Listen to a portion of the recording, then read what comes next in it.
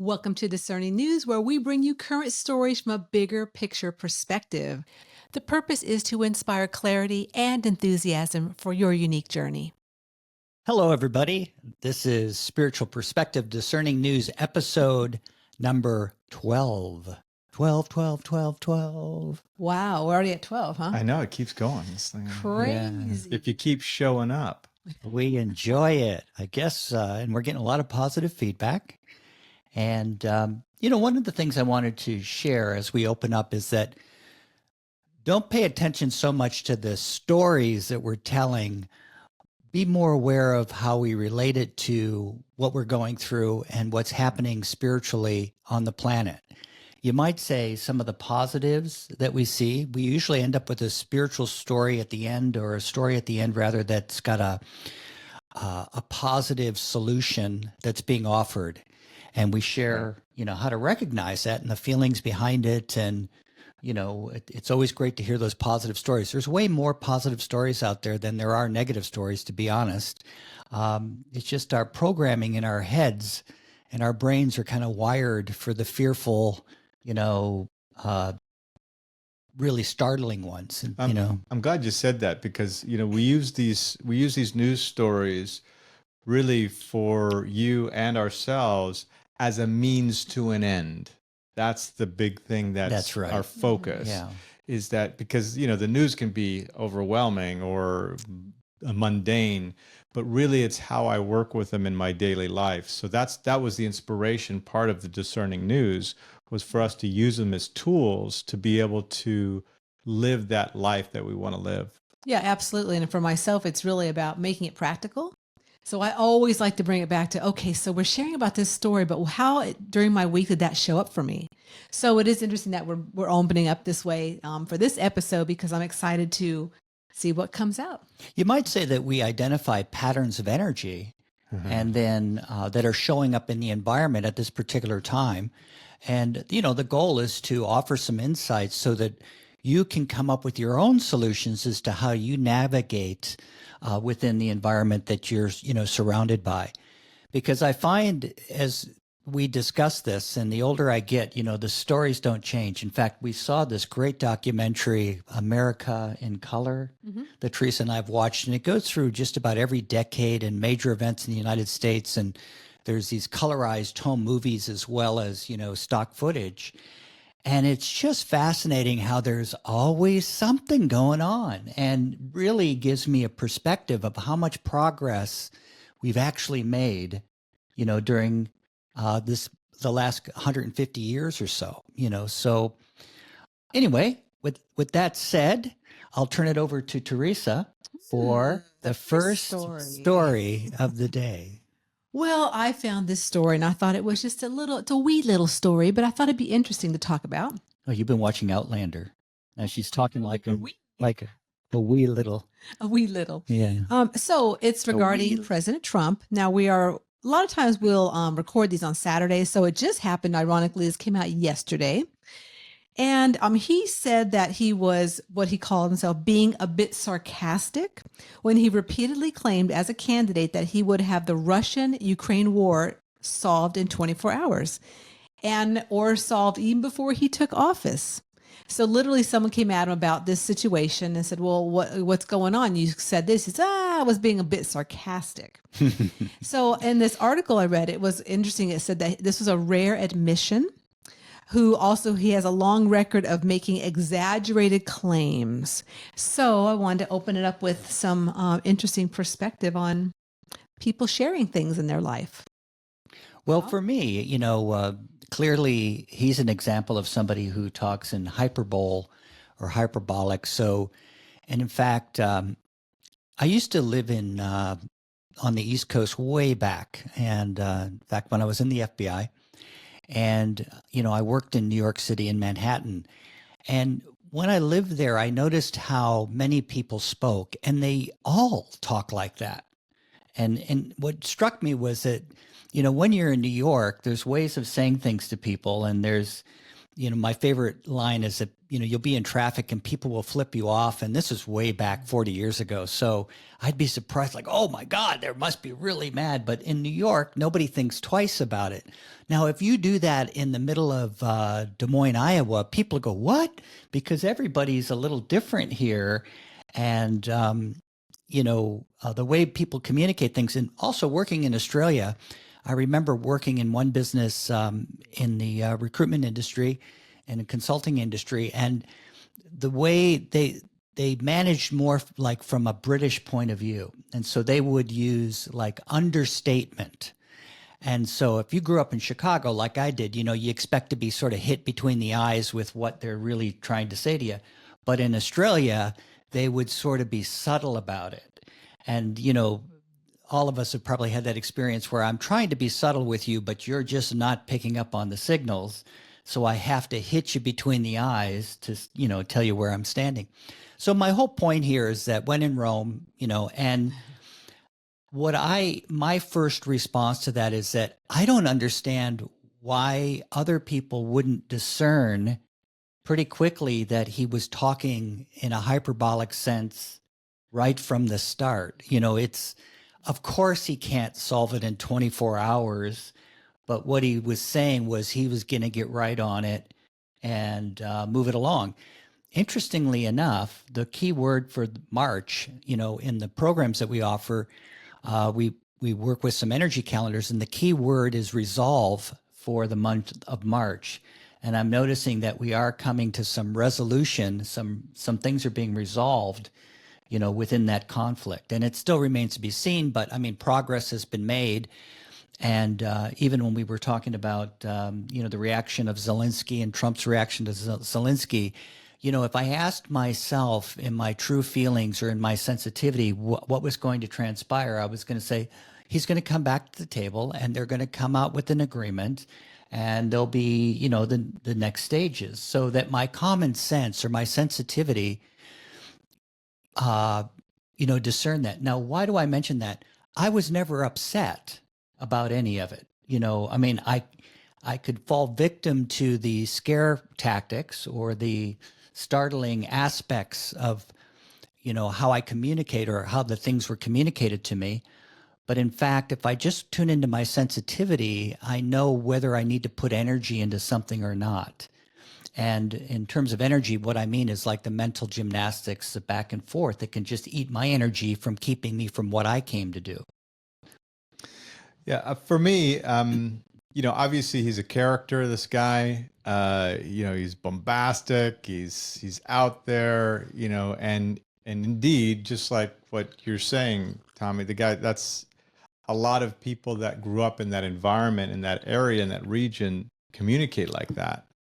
And it's not my style. I have a preference that I believe in being more subtle myself.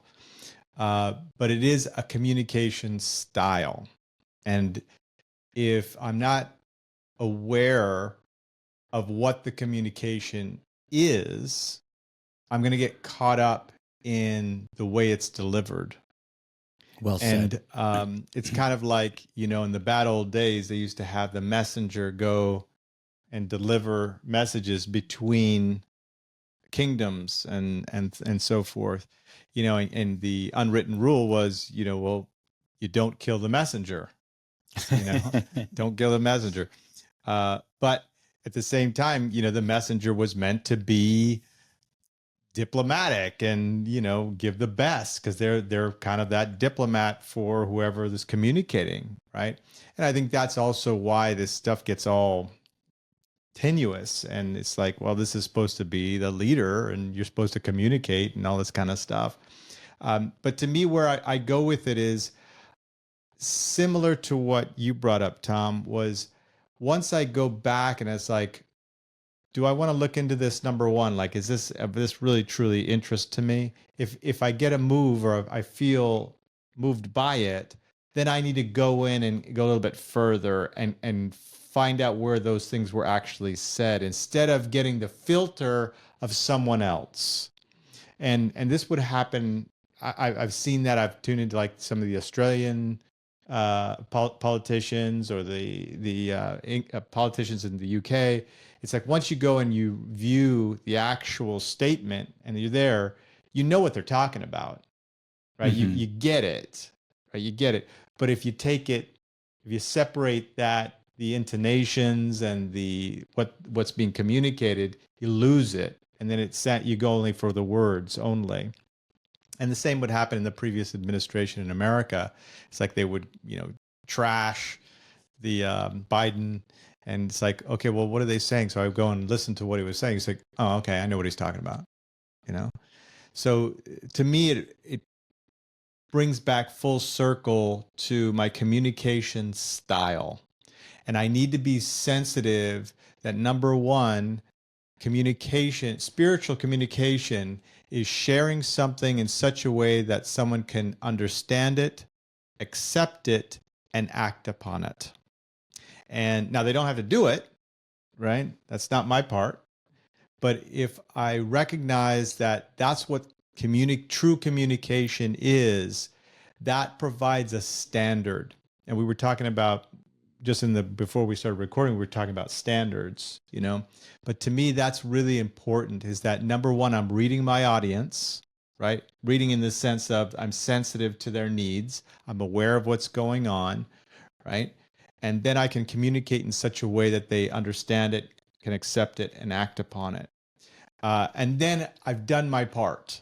If someone was to take what I say out of context, which I know they've done to me, it's okay. It will have a proper life to it, meaning that whatever is meant to happen will happen. So in my life, I need to be a lot more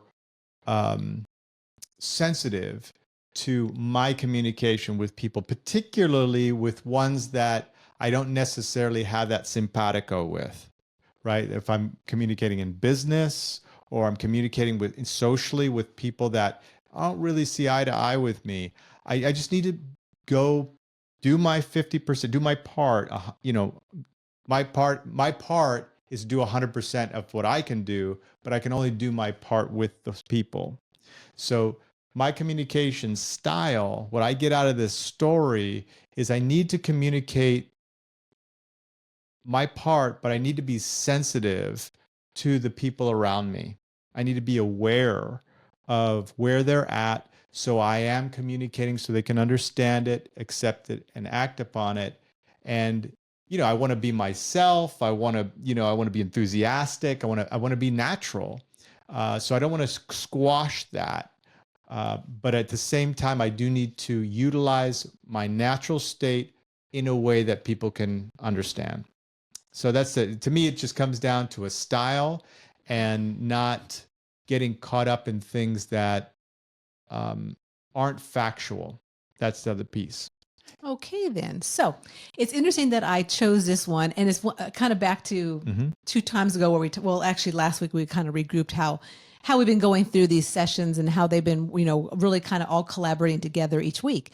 And so it's interesting this week when I found this, I'm like, oh, that's it. I knew immediately this is what I wanted to talk about and share about, because I've really been noticing for myself and recognizing people around me how people are very stimulated by what others say. So I work with people that do not really prefer President Trump. And so a lot of times they'll just spring out and share a little something that he might have said or that came out in the news. And like you're saying, Tiger, sometimes it's, a couple words that maybe pertains to something else that they don't recognize. So spiritually, to me, it's really just about recognizing where your energy's at and where other people's energy's at. And as we know, there are lots of characters out in the world whose energies are very stimulating to others, we'll say, and especially him.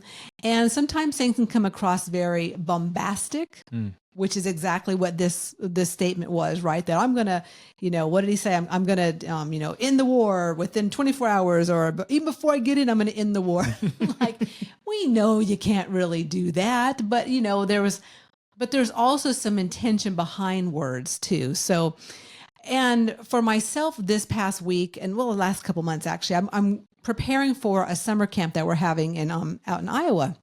And so one of the classes that I'm doing is around astral soul energy, and it's called Trans Healing Courses. And this is actually a course that I've been on that, well, I guess was 8 years ago now, the first time I took it, and I got the clearest ever. So I've been reading some different books and things, kind of preparing for it. So I wanted to read this, which just came up this week in this one book called True Feelings, the Center of Your World. And it says this: remember always, as you are growing, that everyone has the right to say anything he wants to say. It is in his state of consciousness speaking. If that bothers you, you'd better go back to the beginning and start all over again.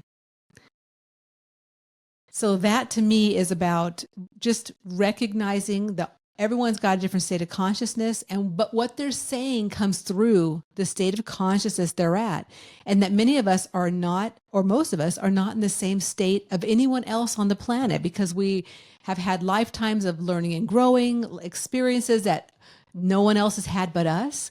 So just recognizing and not judging the consciousness and the state other people are in and what they're saying is really key. So I was just excited to share that. Does anyone have anything you want to share about that? Because that's... I'll add to that. I love that. I mean, that, you know, I can't tell you how often, and this is why I brought that point up about, you know, if you're on the left, you're going to go against anything the right says. If you're on the right, they're going to go anything the left says. And so if I'm not that personality, that those characteristics, to me, I am, because I'm not getting what I need and being organized to move forward, because I'm getting caught in some idea. I'm getting caught in my personality with their personality. And that's a no-no when it comes to my spiritual work and my spiritual growth.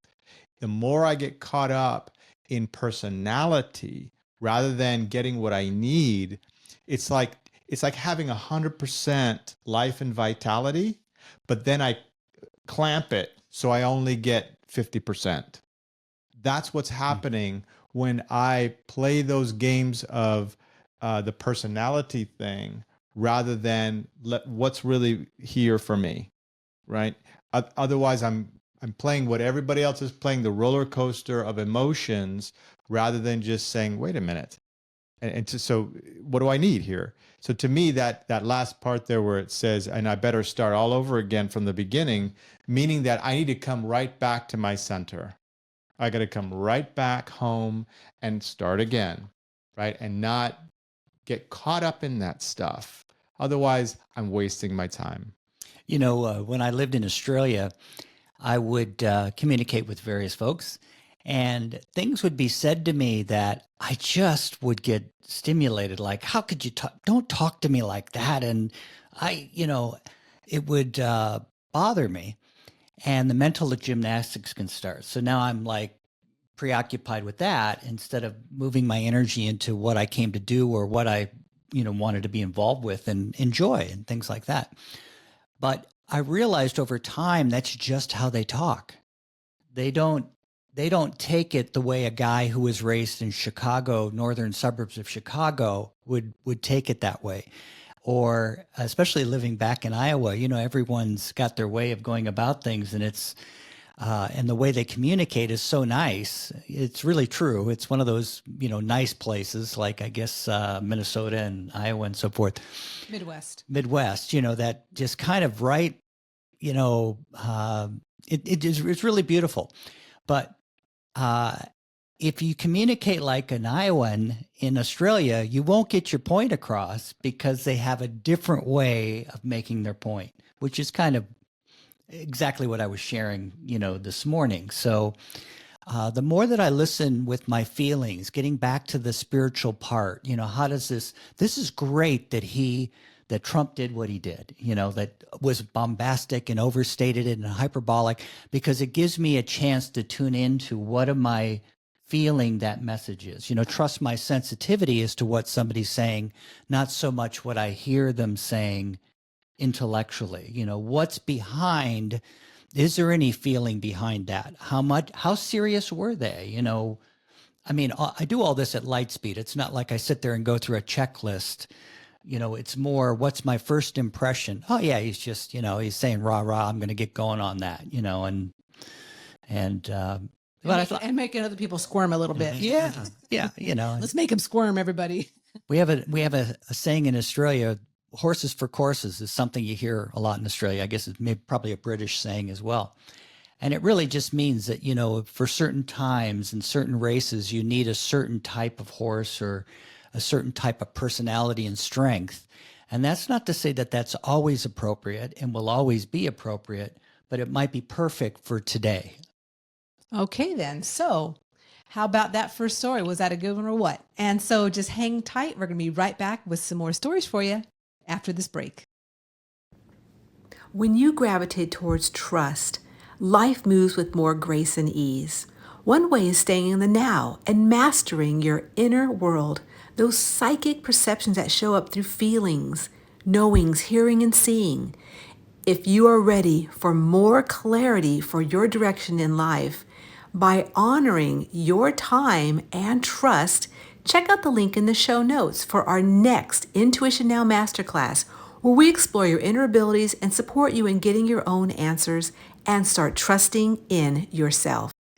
And welcome back. On to our next story. Thanks for hanging in there. All right, our next story, we're going to be moving over for Tom, I believe. So the story that caught my attention is Elon Musk and SpaceX sent a rocket ship up to the International Space Station yesterday. And at last I heard it was all going well. And I was so thrilled. There's not much to tell except for that, he finally launched the rocket. They had a delay the day before or so. I remember there was some hydraulic issue or something. So the really cool part for me, just from, wow, look at the age that I'm living in, is when the booster, came back down to Earth and landed and fired and slowed itself down. And then the legs came out. And it's the sort of thing that we used to see from the 1950s, space movies of those rockets, or Flash Gordon or something, the way they would just use the rockets and they'd take off and so forth. So there was that part of it. And I guess my final point would be that in the story, it is pretty clear, and the conservative media has been making a point. Elon had volunteered to go get those couple of astronauts that were stranded quite a while ago, but the Biden administration didn't take him up on it. And anyway, so that's what struck me.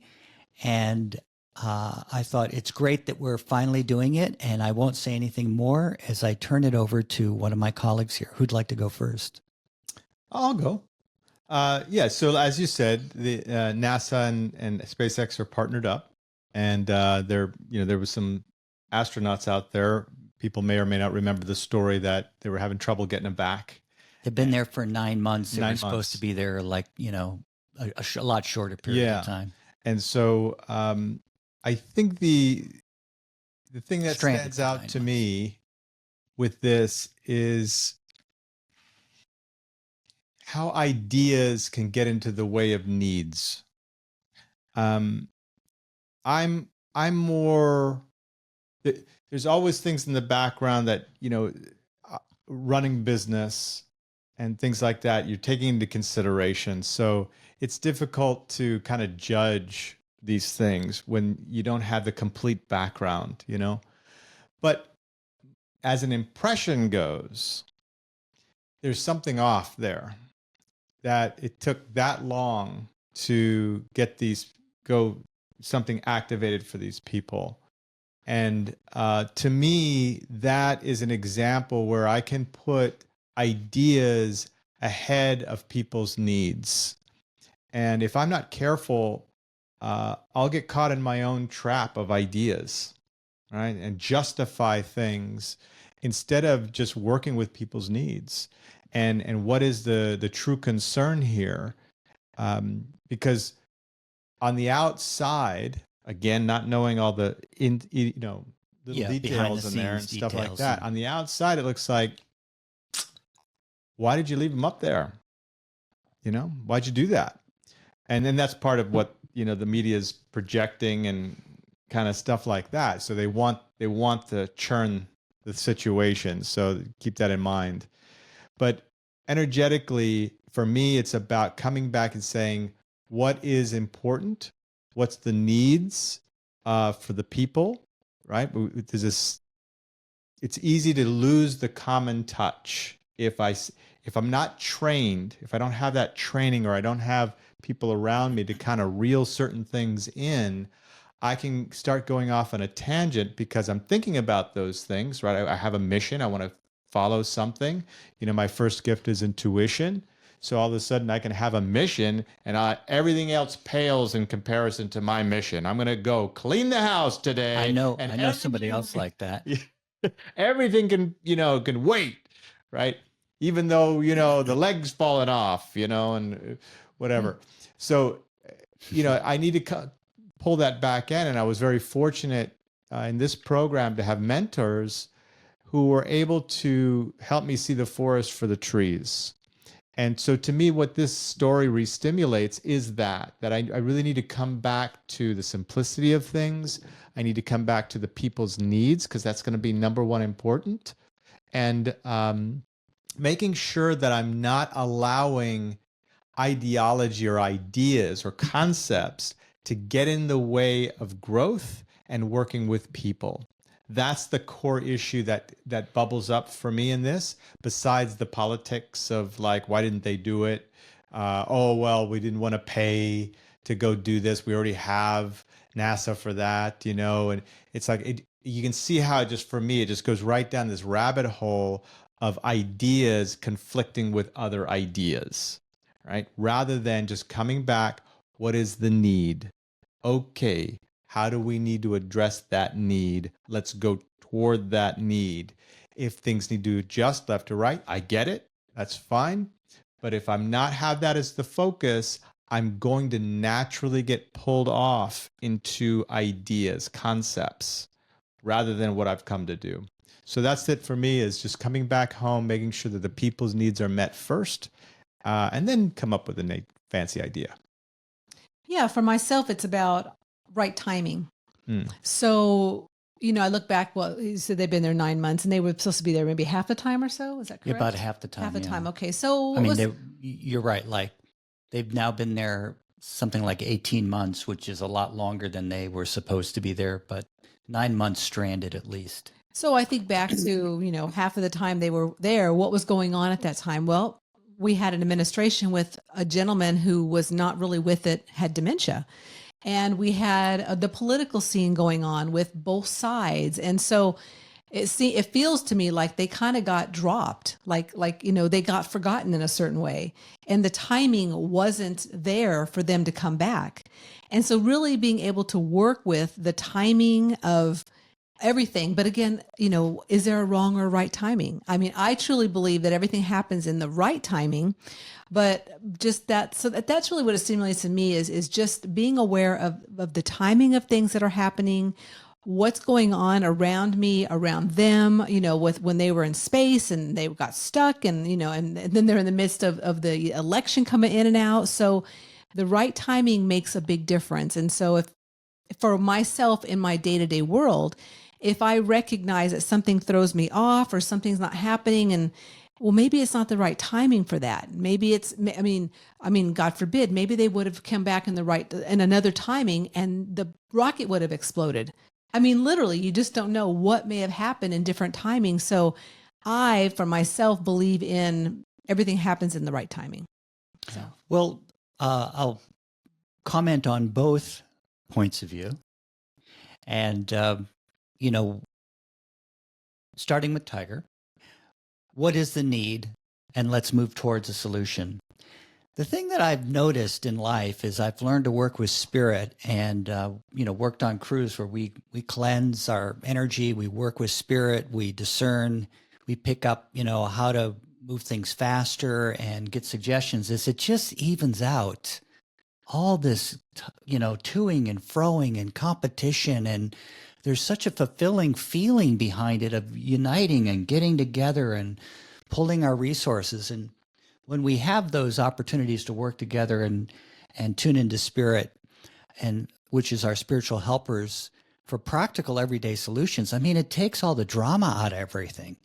So it says to me that somebody's looking for the glory or wanting to delay somebody's glory trip or competition. And, you know, those can be enslavements if I get too involved in that, because I'm not allowing spirit to give me those positive solutions, you know, to move forward.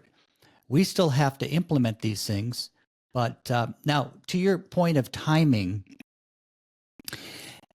so true. Like in the bigger picture, I don't know if those souls, say those astronauts, they needed to go through that experience for some reason. So that helps me stay relaxed with the timing that has occurred. But I have to say, you know, I want to bring it back to myself, and it reminds me of, you know, what do I do that gets in my own way so that I blow my timing? Because one of the things that's interesting about the whole thing, that you could say, is that look who's getting the credit now. So it's just the opposite of what the Biden administration, you know, may have wanted to achieve. Was they didn't want to give Elon credit, you know, because he had endorsed Trump. They didn't want him to look good, you know, is the talk, right? Well, guess what? He's looking a lot better right now because they're doing something about it. So my point is that if I try to over control things and I'm not working with the need, as Tiger brought up, you know, what's really needed here, I'm going to end up shooting myself in the foot one way or another. So I have to work from that pivot point of true concern, work with my purpose, work with the team, and be positive, solution oriented. But you know something, folks, it takes all the drama out of it. It takes all the toing and froing and the mental gymnastics. And I get chills as I say that. So many times I've been, you know, I'd be interviewed on the radio years ago when I'd go on tour, and people would call in with these dramas, and they'd ask me questions, and, you know, I'd share from that point of view, and it was just like the energy would just like calm right down. And then they go, oh God, you know, here I am, the radio announcer, and I have no moral issues to deal with here. This is like, that's too easy of a solution. That's too simple. That will work. You know, so now I have nothing to argue about anymore. So get back to my true feelings, and to bring it one more step close to myself is, in what ways do I procrastinate because I don't like it that somebody else came up with the same idea I did, or, you know, wanted to do it before me? So, you know, that's just going to blow my timing. And, you know, I don't know, people get successful in a way manipulating in society, but there's a wear and tear on the physical body, you know, from our state of consciousness that comes from that. There we go. What's next, Tom? Well, what's next is Tom looks at the list and he says, It's time for another. it's time for a short message. And we'll be right back. When you arrived back, you were enthusiastic to be here. If you've lost some of that enthusiasm, there's a way to reawaken it. It's by embracing a bigger spiritual picture of your life as a soul and igniting the feeling of freedom within. If you're ready and needing some more enthusiastic mojo for yourself, then follow the link in the show notes to access a free video series created by the Wayshowers College and get ready to start feeling more clarity, hope, and freedom within. Okay, well, we're back, and we have another third beautiful story today, and this one's from Tiger. Share on, Tiger. All right, this one be probably compact. You know, if you don't know, or we've shared this on other podcasts, is, you know, we go through different stories and check it out, you know, and see what is a positive hit compared to other ones, so to speak, because there's plenty of them. This is one that it seemed almost run of the day, normal stuff. But the story is basically in Germany, the chancellor that's coming in, they're now they're advancing about $500 billion in spending, and countries spending money is no big deal these days. You know, I mean, 'cause you can remember the days when $1 trillion was like, you couldn't even A like trillion Nobody, dollars. nobody even used the word you couldn't trillion. even use it right now. People we're didn't like- even know what was after billion. Right. Now it's trillions Now we every got other it. day. Yeah. But anyway, they're going to spend $500 billion, and they're the reason why this stood out to me as I drilled into it, because I was like, why am I looking into this? Is because they have a constitution. Germany's in the European Union, of course, and they have a constitution, Germany does, that's relatively strict about their budget. And that's how they're able to maintain a really solid position within the European Union. They get like, I think it's like 25% of the vote or something of all the countries in the European Union. They're strong, right? This is very strong. And a part of that is because of their economic dominance. The other countries have that too, but they stand out. So to me, what stood out was the fact that they're going to start moving beyond what their cap is, and they're going to start spending more. They're starting to, this still needs to pass their full government, but they're well on their road to start passing this so that there's more money that can be spent than what is traditionally allowed. And so there's, to me, that stands out because of who they represent, the whole European Union, and all that kind of stuff. But that's what gave me the hit on it. And I'll just pass the baton and see what anybody else picks up. Interesting. So the thing that really comes to my mind when you're talking about this is the ripple effect. You spent some time in Germany, didn't you, Teresa? Yeah, I was in the Air Force over there for 3 years and had a wonderful time. But it's a whole different lifestyle, a different country than obviously in America. But recognizing that there is this change going on everywhere, and that where something might occur over here, like we were talking before we got on about how, you know, since this new administration came in, now like all kinds of stuff is shifting in all kinds of places. And whether it's for a good shift or a not so good shift, I mean, that's what's going to transpire and see how it comes out down the road. But recognizing that we're in the midst of really great changes, which we've also shared many times on this and Enthusiastically Spiritual, that ripple effect of change is being felt everywhere. And so there might be some moments in this, you know, in Germany in their legislative area and group that they were like, okay, well, let's try this. Right. Let's see how this would work for us on this realm versus what we've not done before. So I look at it for myself as I'm excited about it for them. Whether or not it helps them or not, I mean, that's obviously going to be down the road, but I'm all about change. And of course, that to me, that is a constant that we have while we're here in these bodies. There's nothing you can't get by. It's constant change. So in recognizing that everywhere on the planet is within change right now, if you look around, it's pretty prevalent. It's pretty much everywhere. And so just honoring that, hey, you know, if the Germans are doing something different and unique, good on them. And I hope that, you know, I hope it works for them. Yeah. So the interesting part of this story for me is that they have a policy, and it's to have a balanced budget, and they are now going to gently overstep their policy. However, it's a constitutional issue for them. You know, we've talked about having a balanced budget as an amendment to the Constitution of the United States, and it hasn't happened. However, to me, I kind of see it as, oh, I'm excited for them. They're going to learn something from this. And I guess what strikes me about it is that as I look at people go through the same old lessons, you know, because in the United States, we have a $36 trillion debt. I'm sure people have heard. Our basic intake in terms of yearly funding, we only take enough to cover Social Security, Medicare, and like defense or something. Everything else, we go into a typically like $2 trillion of deficit every year.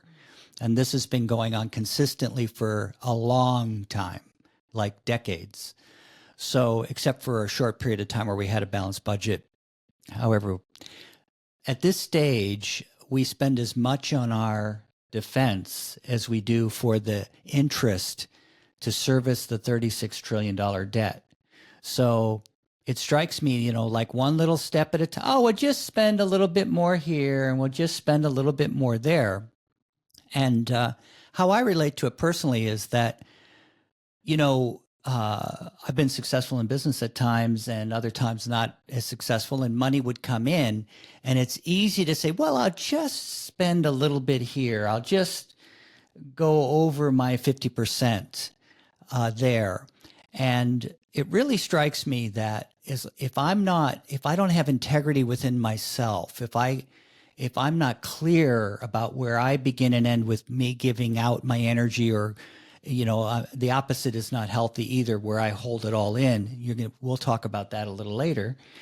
But that's disingenuous to myself. That's not really where I want to be.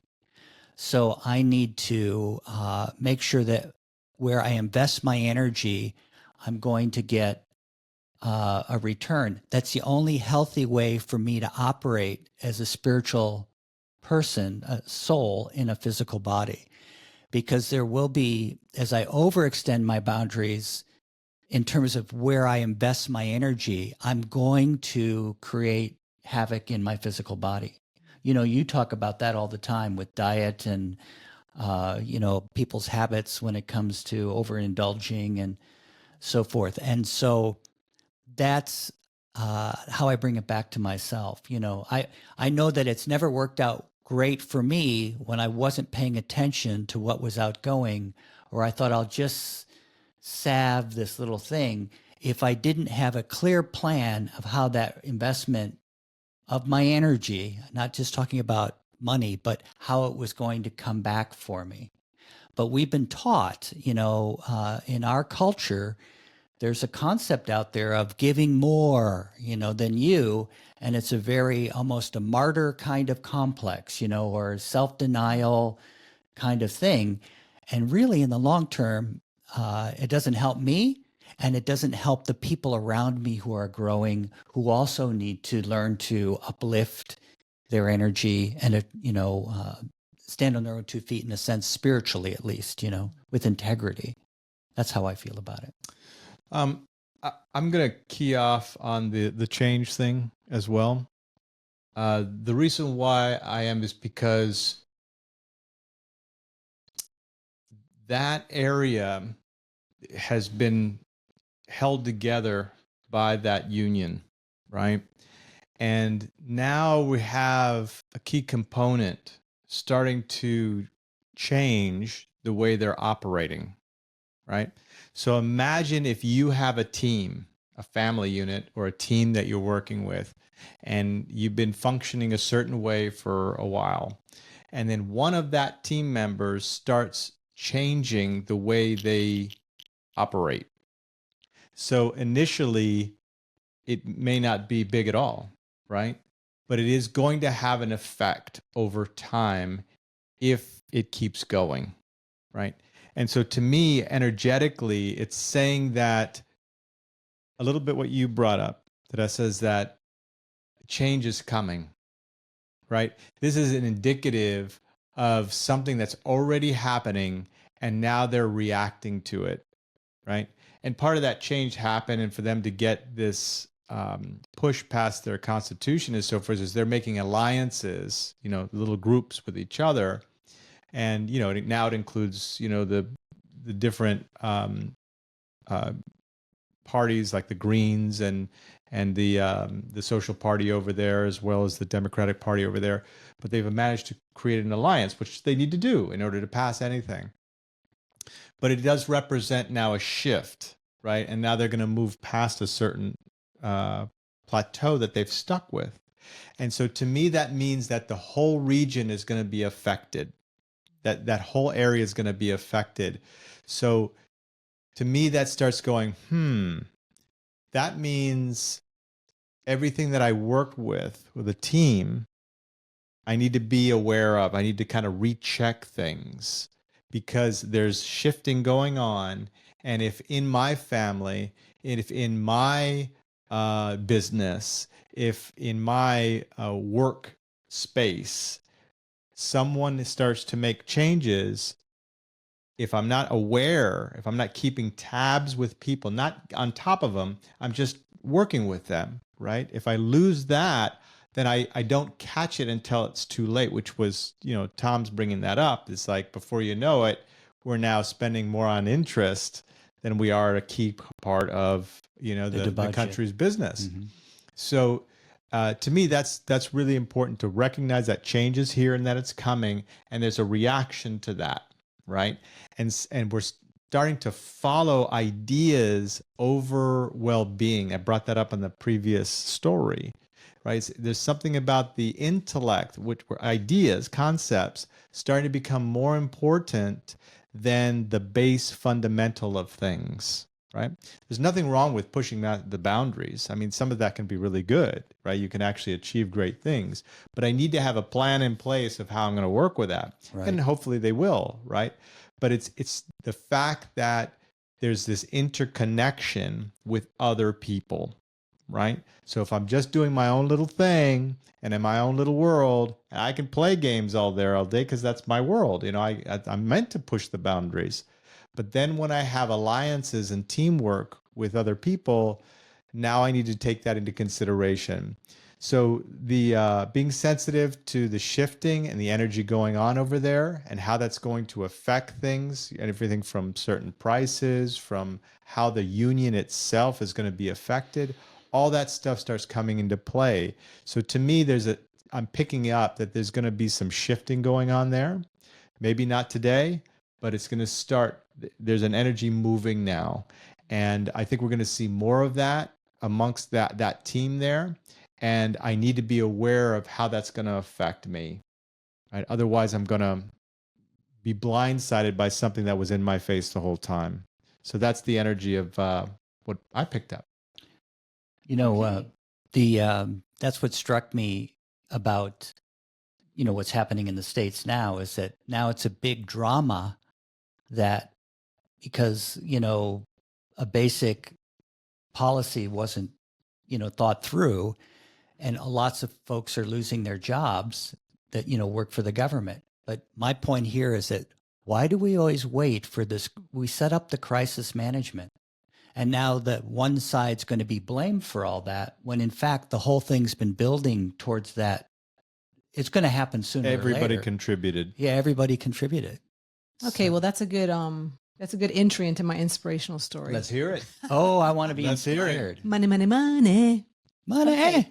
So my inspirational story comes from South Wales, and it's from an actor named Michael Sheen. And if you guys don't know him, he played on familiar. The Good Omens, and the Twilight series. So he was on there, Michael Sheen. And he recently launched a debt acquisition company aimed at helping those facing financial hardship in South Wales. And what he recognized is that there's some companies and some industries that are closing. And he was talking to some local people, and they were very inspired and upset about what's happening. And so he actually recently, he helped over 900 people wipe out their debt, resulting in over $1 million of using his own money to do this. But what really struck me is that he was really shocked that people nowadays are using credit cards to pay for everyday things, not like just luxuries or things they might want, but like groceries, gas, and they're using their credit cards and going into debt about it. So let's talk a little bit about that scenario. Well, that's the incentive. I've watched this over my lifetime. I remember when credit cards, I was a kid, but I remember when credit cards was a new thing, and people would debate whether you'd, save up your money to buy that first car. And, if you look at the price of cars today versus no, 1968 or, 72 or something, like how do you save up 70 grand, or 60 grand? That kind of, you have to finance all these things, is pretty much the challenge. But the encouragement is to finance it so we can get your interest. And so, It's a spiritual. yeah, I'm going to get to that. Oh, right. Let's hear it, Tom. Let's hear it. So you're frothing at the mouth to know, huh, Teresa? Is this striking a little, is this hitting a little close to home, Teresa? No, that's just a claim I'm making, folks. It's the, yeah, the, TMI. again, it's like overspending. It's like what I love about this is it kind of addresses what I said a little earlier, in that this fellow has a plan. He's investing, he used some of his own money. So there's good people out there. There's hope that things can, people will help me lift myself back up. But he's got a plan. He's developed a debt acquisition company. So he's going to earn money from that. So now there's a viable plan with some integrity. Everybody, he helps with all that, but there's something there. And I think that there's an energy often of, let's do this good thing, but there's no plan. And that I would watch out for, because when there's no plan to handle that, in other words, I'm not allowing the other party to have their own self-respect. Watch out for that, because someday somebody's going to want to control you one way or the other. What inspires you about this story, Tiger? The first part obviously is community. Mm-hmm. Working with the community to uplift everyone. That's really important. However, it can be done. Some people, like myself, I'll do it through sharing and podcasts and so forth, or meeting people on the street and helping them with what we do. Other people do, work with money in that manner, or volunteering in places to help. But something to be part of the outreach, something to help build my community. And I think that's a need that when you reach a certain point personally and spiritually, it's important to drop into your personal routines and project board the outreach somehow. It doesn't have to be how that one does it or that one does it. How can you feel comfortable in being of service to people, right? And that could be just volunteering someplace, or helping there, or starting a podcast, or something that is directly connected to you being of service to people, particularly your community, if you can. So that's a need personally and spiritually as you grow in consciousness, as you do personal development or spiritual growth work. I'm sharing with you more than an opinion. There's a lot of wear and tear. I've seen a lot of leaders come and go, and there's a lot of wear and tear in individuals who don't have the ability to share with people. When that starts getting blocked, there's a high price to pay, right? It's like a water with inlet but no outlet, right? So it's number one, that what stands out to me, this is a great story about just community. That's number one. So the community, pureness of community. Number two is a little bit what you're bringing up, Tom, is on the surface that looks like someone who has a few dollars is giving it away. And that's great.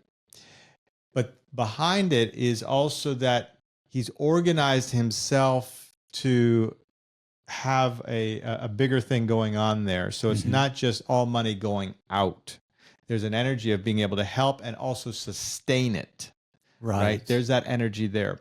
So to me, the key word is the exchange. The exchange. So the more organized I am to work with people, the more refined I can make the exchange, where in essence, they are getting something, right? But I also need to make sure that I'm able to recoup that energy somehow, right? Otherwise, if it's just something that's going out and there's no energy in return coming back somehow, right? That could be just in the goodwill of the people. It could be in some kind of tax break. It could be that in this case where there's an actual business and they're helping people through that. It doesn't matter, but to sustain something, I need to have an exchange. I need something. And the spiritual part of that is when there's an exchange there, whether it's at a high level, like this particular person is doing, or whether it's at an individual level, right? I will help you and you pay me back when you can, or I will help you and I'd like to get a hug for that. Thank you, right? Or a high five or something, right? But something to allow the other people, the other person to have self-respect.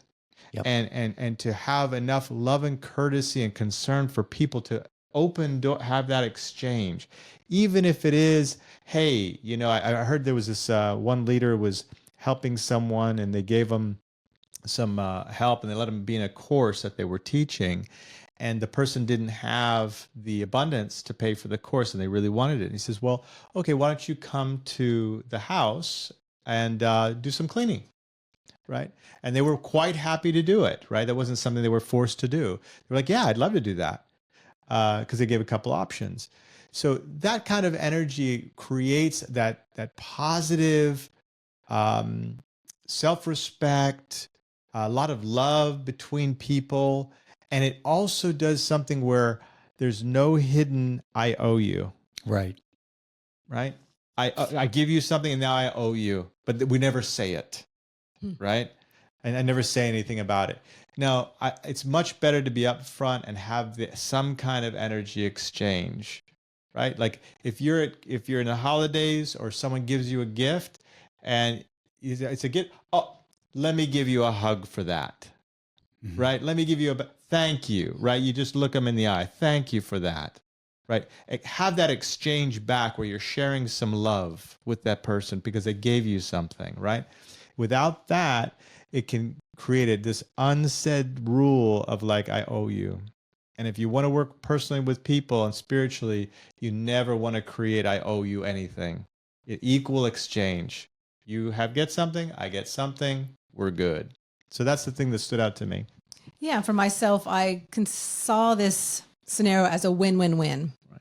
And a win-win-win to me is a win for the person who's coming forth, Michael Sheen, who has collected obviously a lot of monetary abundance this lifetime. And the second win is for the people that he's supporting and working with. And I also like the fact that he's actually, like Tom is saying, he's actually giving them, it's a company. So they're learning how to work with their debt. So it's not just here's some money, move on. Because a lot of times we know people that win lottery and stuff, they just go right back to the old scenario. And then the third win is for spirit. So it's a win-win-win because if, like you're saying, Tiger, if a person comes together, another person does an equal exchange, and then spirit backs those people, those souls who are coming forth together to do this work. And I use the win-win-win scenario a lot in my life because I see things as win-win-wins. I see this as like you're saying, it's for the community. It's a win. And who knows spiritually also what karma these souls have together, that this is backing a win of healing on. We have no idea, what the healing is for these people, this community, for Michael Sheen, for what they've come together to do. And recognizing that, and I do too in my daily life and the people I'm working with or the scenarios I'm involved in, that there's so much more going on than I could even fathom in my whole existence, as well as all of us, because we, may not know the actual spiritual healing or the spiritual situation that's being set up for us, but recognizing that I'm showing up and I'm being in action. And that's what these souls to me are really doing. They've shown up, they're offering their monetary abundance, or offering their gratitude of, I'm going to, come into this debt acquisition company and recognize how to move forward and be in a different light with my money. And so that's what I wanted to share. To me, it's really a win-win-win all around. And just like this teamwork here on this episode. So let's go around to share last, what did you feel was maybe like the component that we all shared together in this one, because there was a lot of money stuff. I felt Was it monetary money? abundance. Yeah. There were. Yeah, I think just to keep it compact, I would say that a lot of this comes back to being sensitive to the outer concepts and also being alert to my own standards. What are my standards that I want to work with? There are a lot of people that have different sets of standards and they have different backgrounds. And, we talked about that with, different communication styles and so forth. So what's going to be the standard? And when I say that, am I working with turning negatives into positives? Am I working to create more alliances rather than enemies? Those things are a standard. Those are inner standards, right? And so if I have a higher inner standard, then I don't play a game with some kind of emotional or picking sides type thing. It starts becoming bigger than that. And the benefit that to what I've been getting all out of this is that when I'm working with that bigger picture, there's so much more possibilities. And I get so much more backing.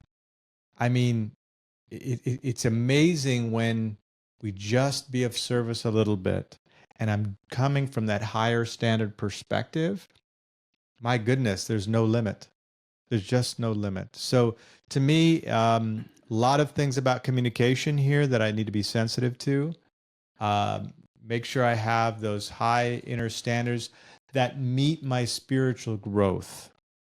I want to be crystal clear with that. So not some high standard that, oh, that person over there is crappy because they don't meet the standard, and that person is wonderful and I need to do something over there because they're so great. No, the standard that helps, that I can learn and grow from, and something I can take with me.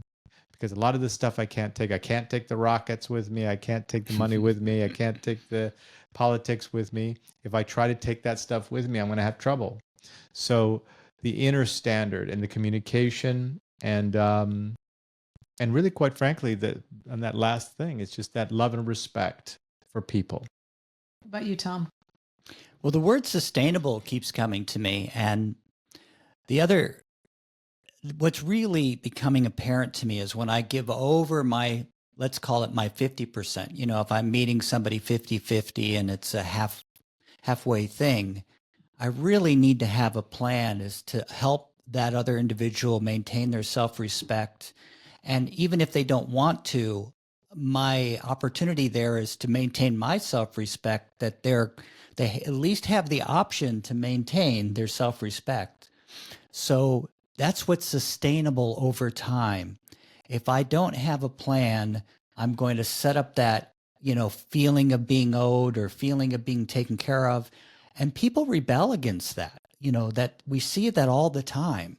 And even in our families, if I give more than my 50%, say to my sons, then over time, what they really want from me is to be uplifted. And what I really want from myself is that feeling of being uplifted. My final comment is that, Spirit is here helping us realize we're all great. I'm not the only great person. I know at least two others here, and there's a whole world full of great souls, And all the people listening too. Yeah, and all the people listening. And But, watching. if you can feel great and feel worthy and feel that inner power, that loving, magnanimous, sincere feeling, that's a spiritual growth. And Spirit wants me to share that with you, remind myself. Okay, well, that's a great place to end. Right. And we want to thank all of you. That's the higher standard. Higher standard, Tom. Thank you. And for watching another episode of Spiritual Perspectives, Discerning News. We appreciate it very much. And if you want to check out any of our upcoming events or the free video series, it'll be down in the link below. Please go ahead and get that because it's a great place to start your spiritual journey and to keep it going because it's got lots of good information in it. And until next week, Enjoy the news you hear. And remember, just keep a spiritual perspective on it because there's a bigger picture going on. Enjoy. To keep the enthusiasm going, please like, subscribe, or comment below. We would love to hear from you.